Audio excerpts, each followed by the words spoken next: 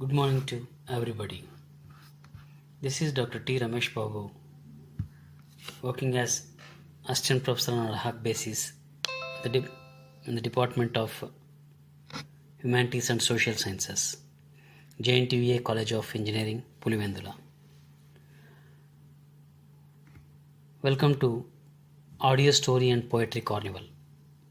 First of all, I would like to thank Litroma Publishing Services for organizing such a wonderful program. Now I would like to tell about my short story. The title of the story is Who Killed My Better Half? Karim Khan was a cycle mechanic and he has been running a small shop since 1995 with the support of his two sons in Anantapur, Andhra Pradesh. His elder son was Jahangir and younger one was Rafi. His both sons were studying and in the evening time they used it to support him as they followed their father's footsteps. They got the fruit of their labors at the end of the day and were happy. As days were rolling on, the demand for the usage of cycles had been reduced and most of his customers updated their mode of transportation from cycles to new bikes. Due to losing his regular customers day by day, Karim's business had been collapsing and the income was inadequate to run the family smoothly. And one big happy family got disturbed. One morning, Karim Khan called his elder son Jahangir and asked him to stop his education, as it was getting difficult to pay the college fees for both of them.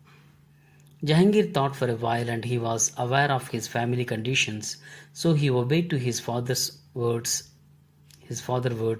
and decided to do sacrifice. Karim Khan had felt pride and joy with the decision of his elder son, but he could not do anything rather than to accept the fate. His younger son Rafi came to know about the decision of his father and brother. He too had worried about his brother's decision and future. But Rafi couldn't digest the situation. He pleaded his brother to pursue his education along with him. Then Jahangir explained the family troubles and convinced Rafi. Jahangir asked his brother to do promise not to repeat this discussion ever again in future. Rafi was a brilliant student and he secured first class in the degree and his family conditions were not supporting to do post-graduation. Meanwhile, Karim Khan's brother-in-law, who was from the same district, told with him that there was a contractual job for his younger son in MRO office. The sky was the limit for Karim Khan's happiness on listening the news. Immediately he called his younger son and asked him to follow his uncle's instructions to join the job. Rafi followed his uncle's words and got the job within a month. He adjusted to get his feet under the table. Soon he was able to send money to his family and made his father to put his feet up. After 2 years, Karim Khan determined to do marriage to his elder son and began searching for the proposals. Soon he got a good proposal from Bangalore, Karnataka. Jahangir was the blue-eyed one, so the proposal got set and wedding took with Salima from Bangalore. Jahangir's mother-in-law requested Karim Khan to send his son to the city as more work would be available in the city. Karim Khan also thought that was a good idea, so he asked Jahangir to migrate his family to Bangalore city. Jahangir sat on the fence without taking decision. Then his father convinced him and explained that he couldn't take him under his wing anymore. Then Jahangir thought that it was time to fish or cut bait to stay back or to move the city for more opportunities. So he agreed with his father and the new couple wanted to begin a new life in shelter house nearby Kayarpuram in Bangalore, Karnataka state. As Jahangir was well versed with cycle repairing only and he was the breadwinner to the family, so he started to establish a small cycle repairing shop near to his house, but it became a burden for him to take a shop for lease in the city. So he borrowed 1 lakh rupees with his brother's friend and started the business to sweat blood. Seeming the days rolled quickly and his business was also running smoothly. Meanwhile, Jahangir's wife Salima conceived, and by receiving the news, Jahangir felt he was in the seventh heaven. The news was shared with his parents and they too felt happy. Karim Khan told with Jahangir that they would soon visit Bangalore to perform Seemantam ceremony to his daughter-in-law. Meanwhile, the Indian government had announced lockdown nationwide. So, Jahangir and his wife tried to move from Bangalore city to Anantapur, but no means of transportation was available. Jahangir and his wife postponed their travel during the lockdown. 1 week was completed and second week was running. A few more provisions left over for the current week. Jahangir was a self-owner due to lockdown. He had not opened his cycle shop and he had not gained money, and his wife was pregnant, so he had to feed her at least with some fruits. He felt very bad about his situation and thought about the upcoming week because he had to pay the rent for the house and shop.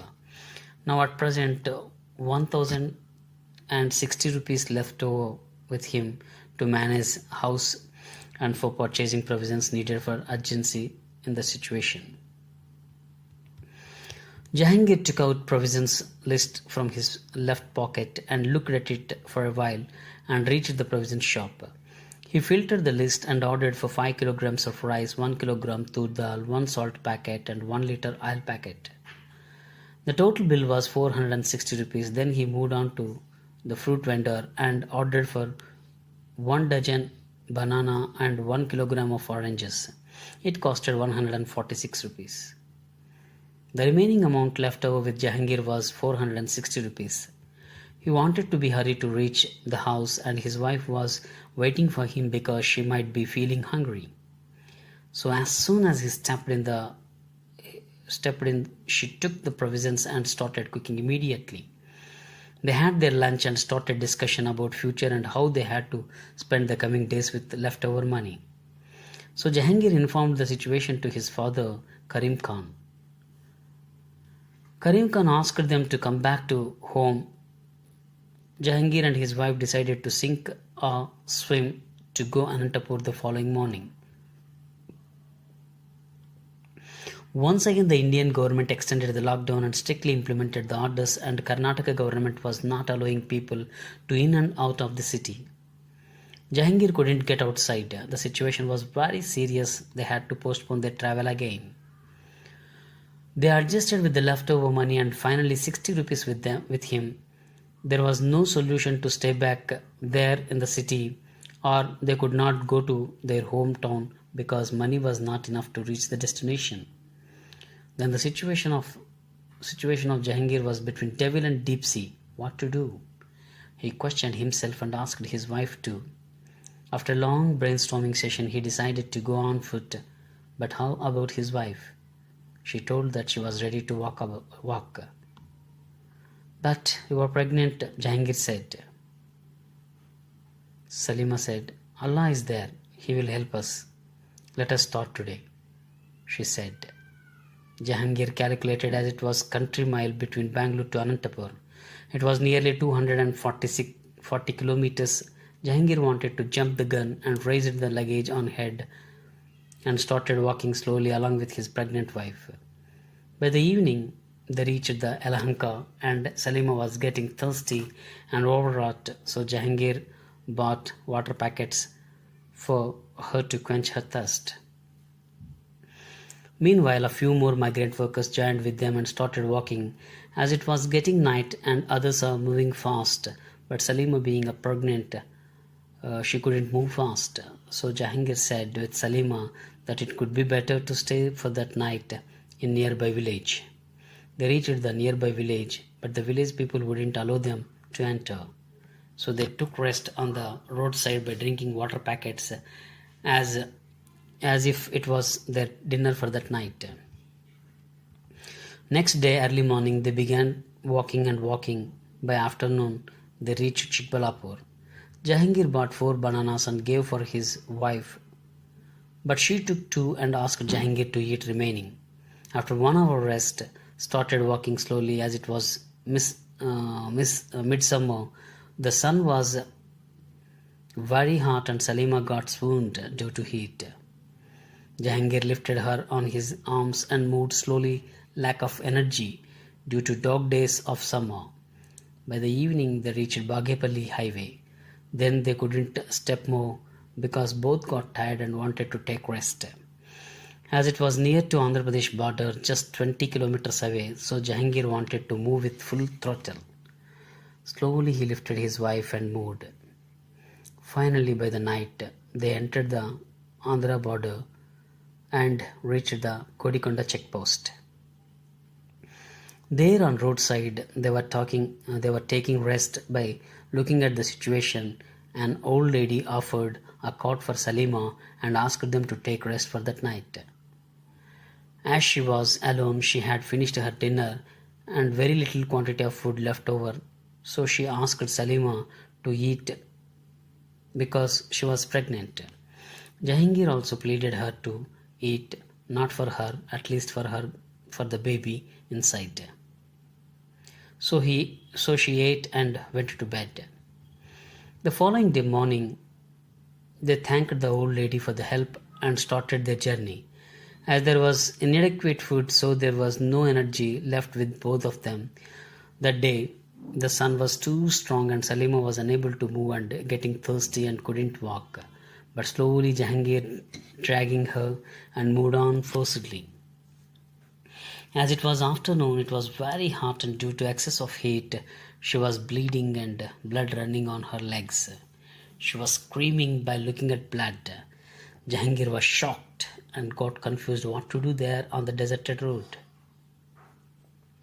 From there, nearly 5 kilometers away, Penukonda.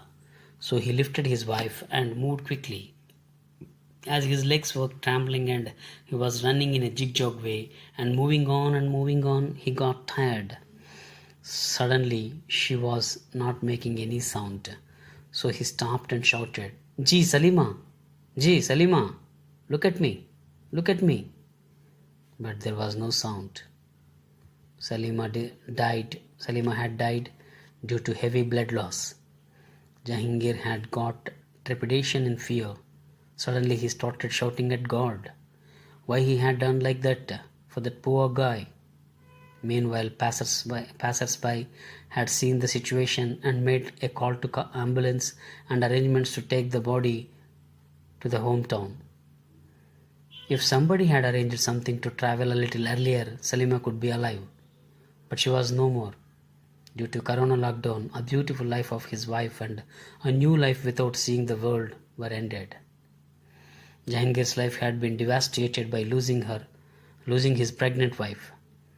Poverty is the most dangerous disease than any other disease on the earth. It was proved with this incident. Whose fault was there in losing her life? Salima's, Jahangir's, their parents, government, or public? It has to be decided by God, if existed. Thank you. Thanks for listening. My short story. Ramesh Reddy is signing off.